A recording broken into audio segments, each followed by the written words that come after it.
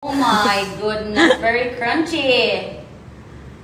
Wow! Kamao, kamao. Okay.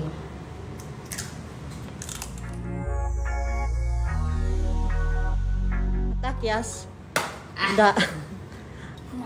So slice. Oh my goodness, very crunchy. Wow! Kamao, kamao. Okay. Yummy? Sobrang mahilig pala sa lechon ang mag-inang Ellen Adarna at Elias. Sa video ngang ibinahagi ni Ellen Adarna sa kanyang social media, ay makikita dito ang kanyang anak na si Elias na kumukuha ng balat ng lechon.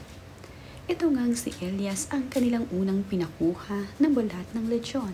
Dahil ayon nga dito kay Ellen Adarna ay matutuwa itong si Elias kapag nalaman na mayroong lechon sa kanilang bahay.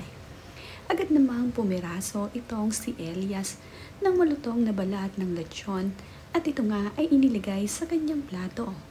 Makikita nga itong si Elias na nakalagay sa plato ang kanyang nakuha na balat ng lechon. Agad niya nga itong tinikman at makikita ang reaksyon nito na gustong-gusto ang napakalutong na balat ng lechon na kanyang kinain.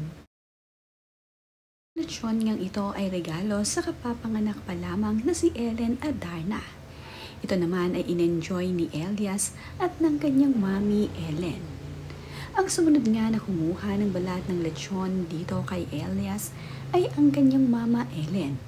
Matapos kasi nakuhanan siya ng video ni Mama Ellen, ay ito namang si Mama Ellen ang nagpakuha ng litrato habang chinachop niya ang malutong na balat ng lechon.